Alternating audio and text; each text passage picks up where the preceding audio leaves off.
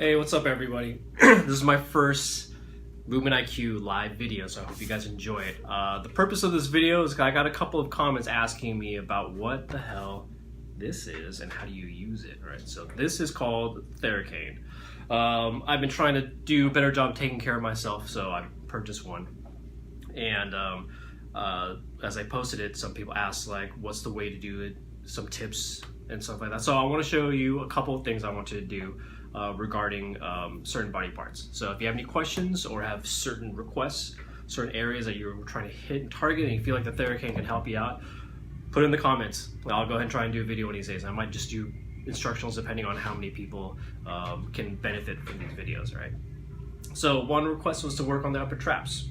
So it's real obvious, right? Upper traps muscle, it goes from the neck and connects to the, I'm gonna do the upper trap so it connects to the top part of the shoulder blade. So it's really easy that you can go ahead and push down onto that muscle there. Find a spot that hurts. You can maybe rub back and forth, right? But I want to show you something that's a little bit more maybe kind of diagnostic that I often do, oftentimes whenever I look at patients' upper trap mobility. So I look from the side, what oftentimes I'll do, I'll stand behind that patient and I'll grab that upper trap. Hopefully it's relaxed, or maybe they're lying down, they're relaxed. And I'll see how well on a relaxed state, how well does that muscle tissue move backwards and how well does it move forward, right? So I'll just grab that chunk, move it forward or move it backwards, right? If it's really restricted, there's a lot of tone, right? Then what should happen is there should be very little give, right? Very little rebound effect. So I want to get that rebound effect and that elongation back into those tissues.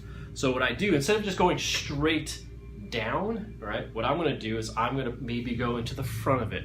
I'm going to go in the front and I'm going to push back. What's up, son? What are you watching? You should go be working, dude. Anyways, so I want to grab the tip of this point here and I'm going to push backwards this way here. But I'm going to grasp that tissue. So instead of so much pushing down, I'm going back. So that's one thing you can do. And you can do that in different parts along that upper trap. I prefer to be moving a body part as you grasp a tissue. So if I'm pushing back right through here, then I'm going to add either a turning rotation or sideways. I feel like the tissue gets a lot tighter if I turn to the right. So I'll rotate back and forth, oscillate. Might also add a side bend. Right? So to me, I feel like there's a lot more restrictions when I side bend to the right. So then I might do a side bend and I might add a rotation to the right at the same time. Right. So that's two planes of motion I just moved. So if I were to watch the move, then go forward or backwards, I can do triplanar mobilization. This actually goes back, is a little bit more restricted. And I'll go into that triplanar motion. So if you're to add that to going the other way, I can grab the back part right here and then go forward. Grasp that tissue that's restricted, maybe it hurts a little bit, hold, and then I'll add that same away or towards,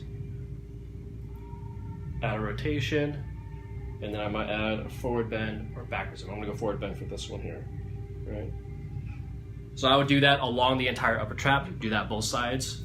One way to know if it's been effective is if you can rotate or turn your head more than you did before. So doing a pre-test and post-test would be pretty effective, okay? And seeing if it's really gonna be beneficial and worth your time. All right, so try that out. If you have any questions or other body parts you want to try out, you want me to show you, just put on the comments.